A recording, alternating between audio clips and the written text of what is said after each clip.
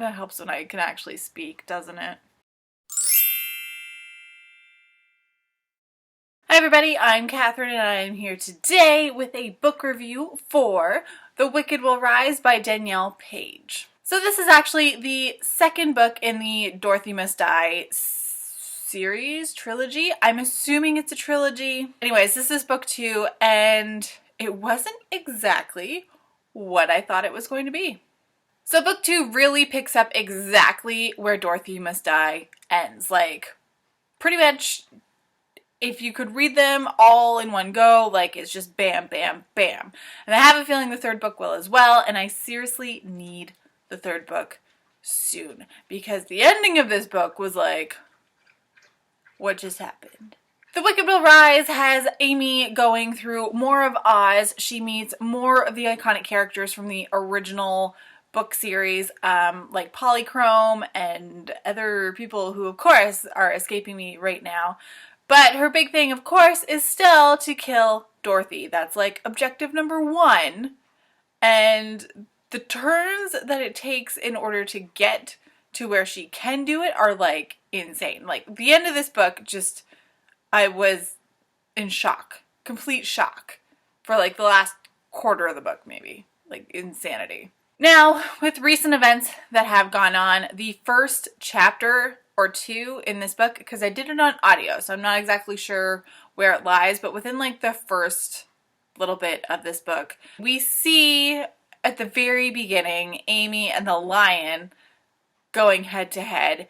And, you know, with all of the Cecil stuff from and the dentist from Pennsylvania and killing the lion and all of that that's been going on recently, when I was listening to this part of the book on audiobook, I mean, the book came out well before this happened.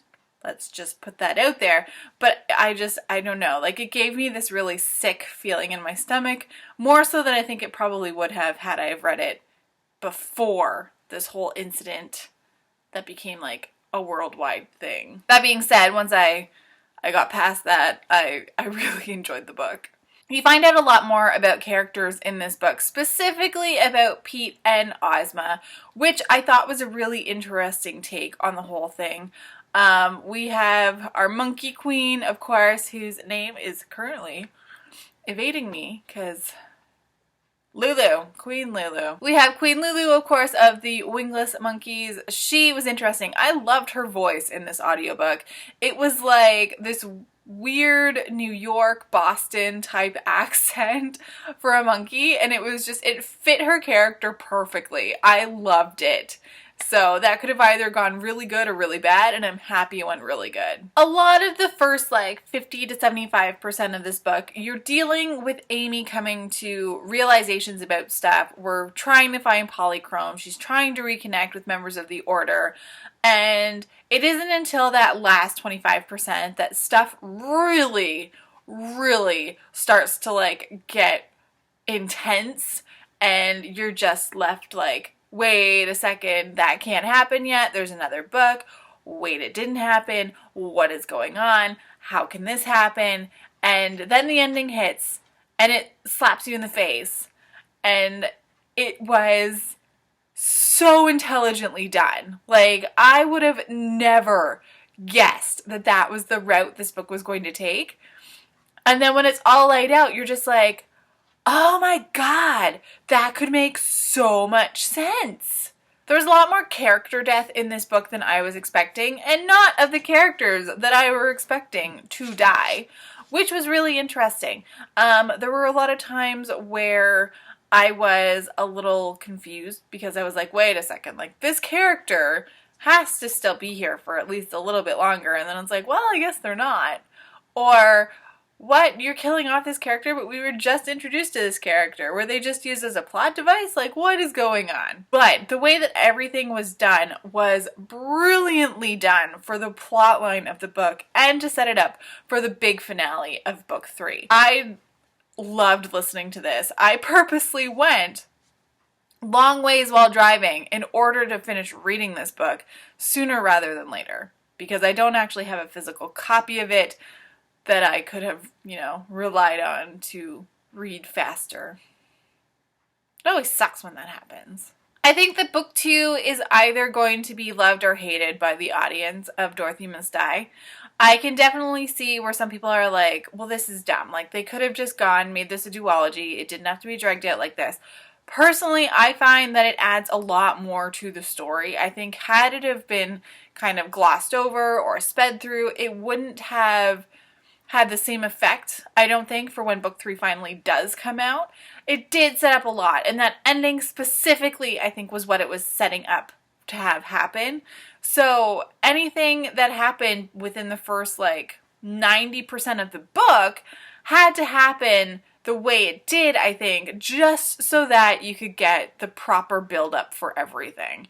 I think if it was, you know, oh, let's take this secret portal. Oh, all of a sudden we're all together again. Oh, this battle happens and now the big thing happens and, you know, it's 50% of the done through the book and you're getting just to what was now the end of the book, you would have been left like, wow, that was rushed.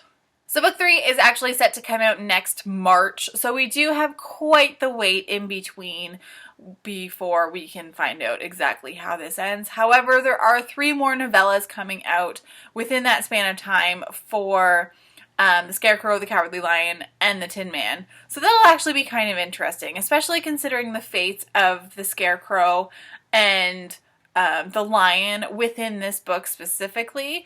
It'll be interesting to see exactly how the events preceding both of these books affected how they were in these books and how they got to be the way that they were. I definitely suggest that you look into these books if you love The Wizard of Oz. If you ever at any point let it come and make the decision for you what the publishing company is that does this book, I honestly don't think you should be reading at all, because you're blaming the creator of the company as opposed to the author who has done some amazing, amazing work that came specifically from her. So, I mean, you be your own judge, but the books are really awesome and I think they deserve a fair read from people, not to be judged by the fact that they're a, what is it, Fulcrum Press book, whatever the hell it's called. I don't know, with that James Fry guy. And that's it for me. Honestly, you know what? I love retellings. I love The Wizard of Oz. I love fairy tales. And I loved this book. It may not have been the best thing I have ever read, but it was done really well. And it is the most awesome setup, I think, for book 3 that could have happened. So I need book 3, like, now. Because it was really good.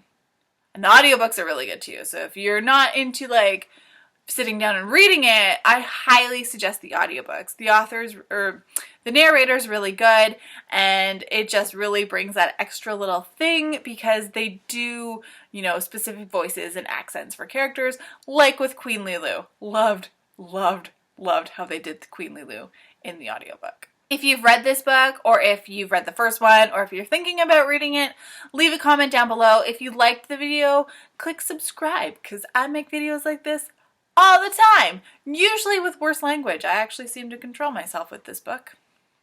This review, pretty pleased with myself.